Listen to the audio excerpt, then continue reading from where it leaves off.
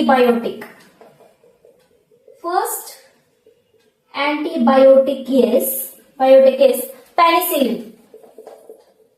Penicillin. The examples for penicillins: amoxicillin, penicillin G, ampicillin. Here, amoxicillin is prescribed for ear infection, sinus infection, throat infection. Hello everyone, welcome back to our Fire Nursing Tutorial YouTube channel. In this class, we'll discuss with one of the important topic is antibiotics. We'll see what is antibiotic. Here, anti means against, and then bios means life. Here, antibiotics are a chemical substance. Antibiotic is a chemical substance used to kill or inhibit the growth of microbes or growth of bacteria or pathogens. Here, antibiotics discovered by Alexander Fleming. Alexander Fleming discovered antibiotics. And then first antibiotic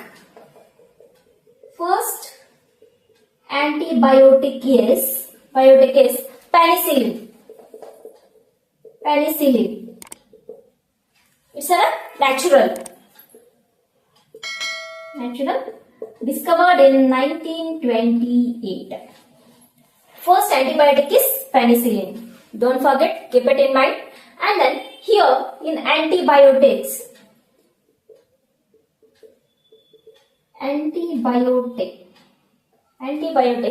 here we can see bactericidal, bacteriostatic.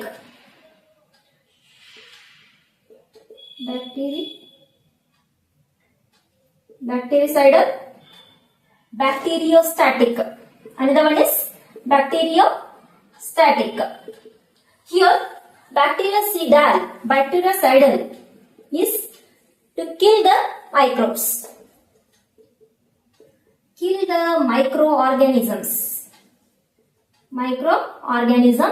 Here,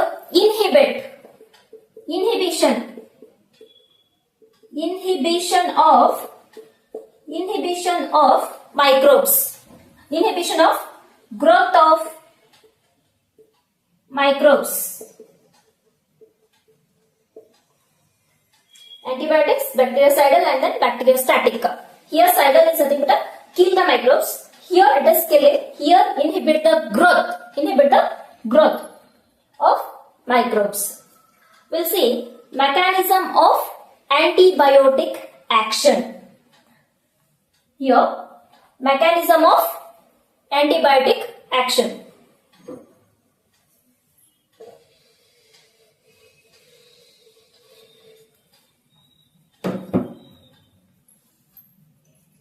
Mechanism of antibiotic action. We'll see.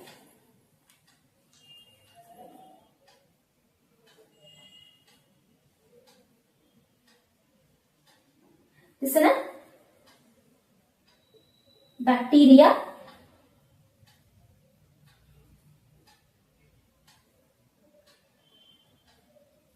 Here it is a bacteria, and then this is a ribosome.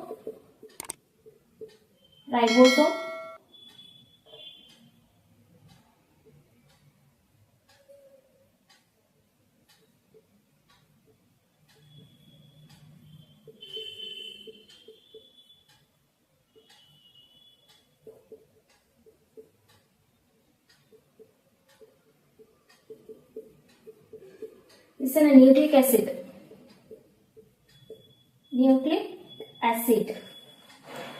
Okay, we'll say mechanism of action of antibiotics. Mechanism of action. Here we'll see that the first one is inhibition of cell wall synthesis. Keep it in mind. This is the first one, that is inhibition of cell wall synthesis. Inhibition of cell wall synthesis. And then second one is the inhibition of protein synthesis. Second one is inhibition of protein synthesis. And then third one is alteration of cell membrane. Alteration of cell membrane. And then fourth one is inhibition of nucleic acid synthesis. Fourth one is inhibition of nucleic acid synthesis. And then fifth one is inhibition of folate synthesis. Inhibition of folate synthesis. Now we'll see types of antibiotics. We'll see the types of antibiotics. Here are of 3 types, okay.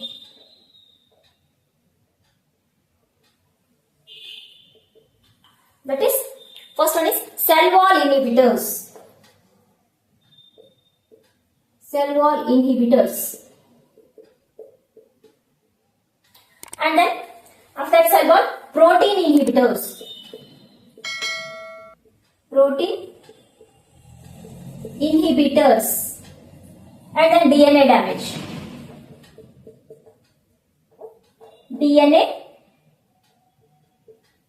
damage. Here, cell wall inhibitors, that is nothing but a stop bacteria from building protective cell walls. And then protein inhibitors. Here, it's going to disrupt the bacterial protein production. And then DNA damage. Here it is going to damage a DNA, bacterial damaged DNA, and then prevent replication. And then here we can see again 2 types. Here also 2 types. And then here also 2 types. Here cell wall inhibitors, here beta lactams. Beta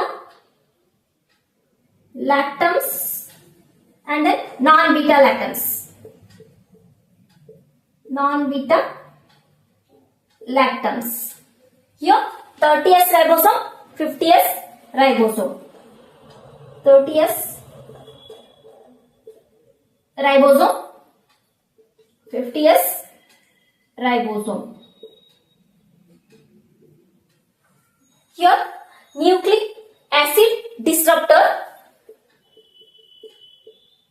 Nucleic acid disruptor. Folate inhibitors. Folate inhibitors. Now, these are very important types of antibiotics. We'll discuss it one by one in detail. We'll discuss it one by one in detail. First, we'll discuss with beta lactams. First is a beta lactams.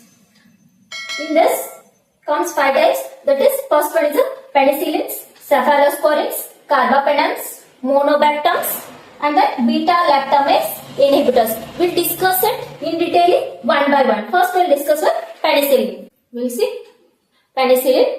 Here, penicillin suffix is cillin.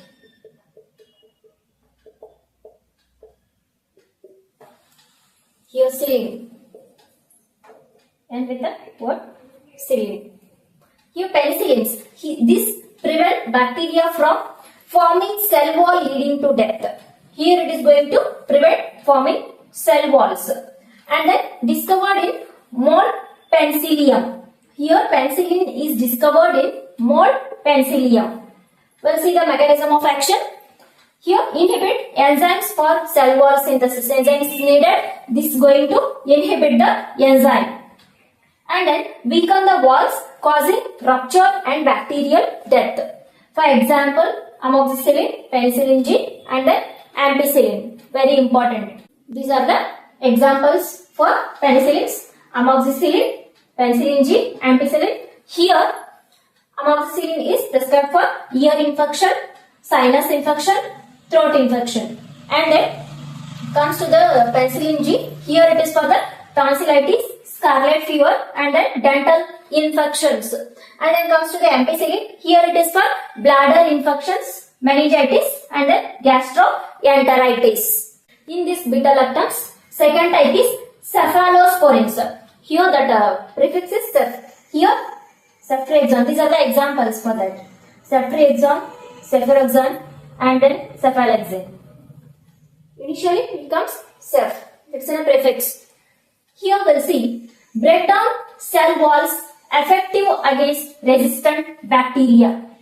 Here also breakdowns the cell wall and also effective against resistant bacteria. And then here cephalosporins derived from the fungus Cephalosporium acremonium. Here it is derived from Cephalosporins, derived from Cephalosporium acremonium. And then comes to the mechanism of action. Here blocks enzymes involved in cell wall formation, leads to weakened walls and cell death. Here also blocks enzymes that involved for the cell wall formation. And then these are the examples for that: ceftriaxone, cefuroxime, and then cephalaxine. Here ceftriaxone is given for gonorrhea, ear infection, and then severe pneumonia, in the case of severe pneumonia. And then cefuroxime, here it is for sinus infection, Lyme disease, and then bronchitis. And then cephalaxine is for skin infection, tonsillitis, and then UTIs, urinary tract infection. It is given for the urinary tract infection. In beta lactams, we will see the third type, that is carbapenems. Here suffix is penum. For example, here imipenem, meropenem, and then itapenem. Here we will see these are the powerful broad spectrum antibiotics that breaks down bacterial cell wall. It acts on wide range of bacteria and is powerful.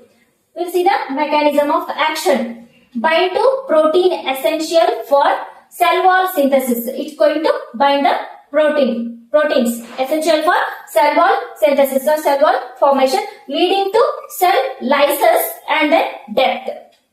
We'll see the examples here. Imipenems given for complicated UTIs and for the sepsis and also for lung infection. And then comes to this one, meropenem. Here it is given for severe skin infection and then bacterial meningitis and also for pneumonia. We'll see the itapenem. Here it is for abdominal infection and then diabetic foot infection, and also as well for pneumonia also can be given. Here we'll see under beta lactams, it's a fourth type, that is monobactams. And then here it targets gram-negative bacteria by breaking their cell walls. And then mechanism of action, it blocks bacterial cell wall synthesis. And then here, for example, azithromycin, here it is given for the serious lung infection and then UTIs and then also for sepsis. Under beta lactams, this is the last type, that is beta lactamase inhibitors. Here it is protect other antibiotics from bacterial enzyme. Which enzyme? That is beta lactamase. And then we'll see the mechanism of action here.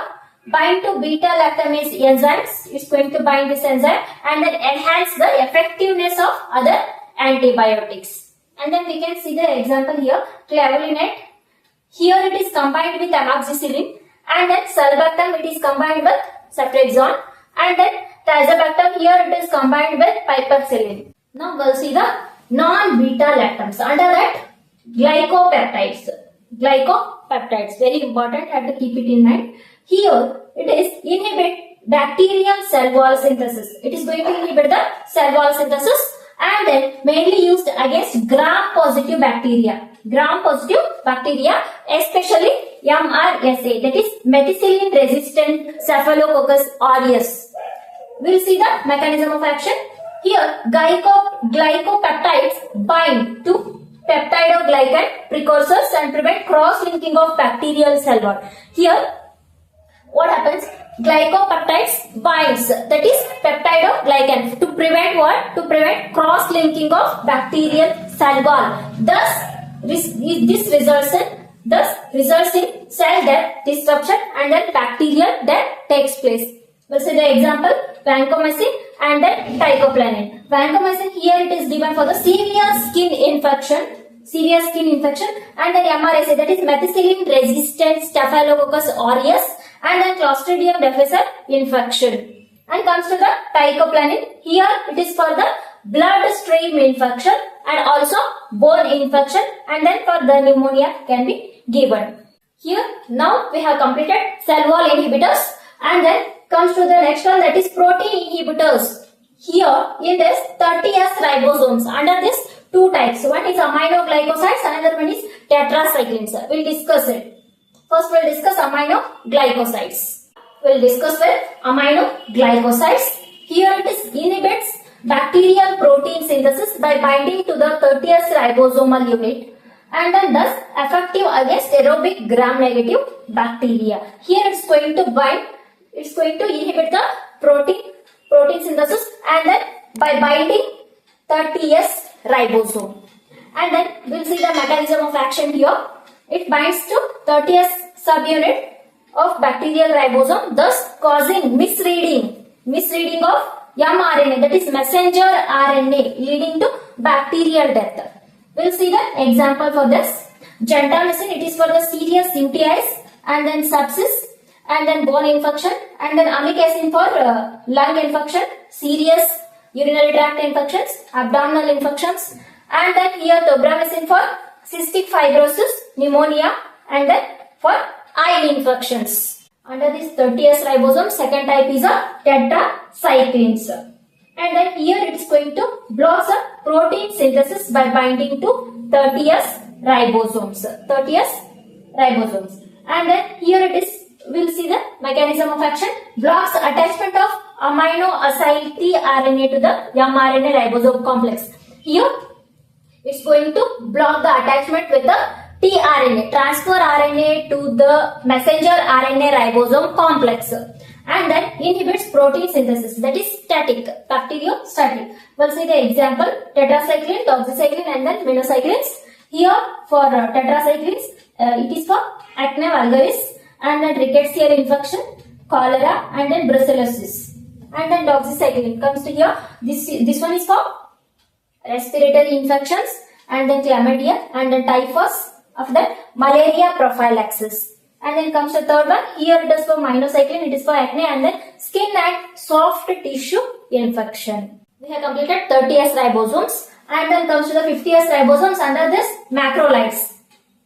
Here bacteriostatic antibiotics that inhibit bacterial protein synthesis, by binding to 50S ribosomal unit. We'll see the mechanism of action here. It binds to 50S subunit of bacterial ribosome, and then thus it inhibits translocation step in protein synthesis. And then comes to the examples. Here erythromycin, azithromycin, and then clarithromycin. We'll see erythromycin for streptococcal infection, and then diphtheria, and then for whooping cough. And then comes to here, that is azithromycin, it is for bronchitis, pneumonia, and then throat infection. And then clarithromycin is for Helicobacter pylori infection, H. pylori infection, and then sinusitis, and then for the pneumonia. Next we'll see that the nucleic acid disruptor, under that one fluoroquinolones. Here is a suffix floxazine. It will come at the last. Please give it a like, subscribe, and continue watching. Fluoroquinolones. Here, fluoroquinolones are broad spectrum of bacterial antibiotics that inhibit bacterial DNA synthesis. That's going to inhibit. Fluoroquinolones are broad spectrum of bacterial antibiotics, and then that's going to inhibit the DNA synthesis. We'll come to the mechanism of action. Here, inhibits DNA gyrase and topoisomerase 4. Here, DNA gyrase is a enzyme. Topoisomerase 4 is a enzyme. Here, DNA gyrase, that is gram negative, and then topoisomerase 4, that is in a gram positive here. And then prevents bacterial DNA replication and transcription. We'll see the example for this. Ciprofloxacin. Here it is for the urinary tract infections, bacterial diarrhea and then bone infections. And then levofloxacin, it is for sinusitis, pneumonia and then prostatitis. And then comes to the moxifloxacin. Here it is for the skin infection, respiratory infections and then for eye infection. We'll see the folic acid inhibitors. Under that one, sulfonamides. Prefix is sulfa.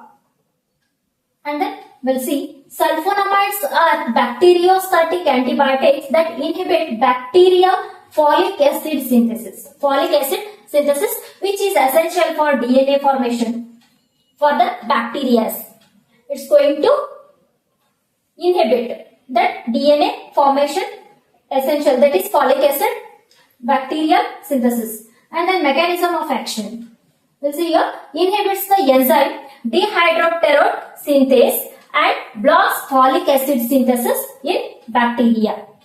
And then we'll see the example, sulfamethoxazole, it is for UTIs, respiratory infections and then pneumocystis, the pneumonia, that is PCP. And then comes to the second one, here sulfadiazine, it is for toxoplasmosis, burns and then wound infection.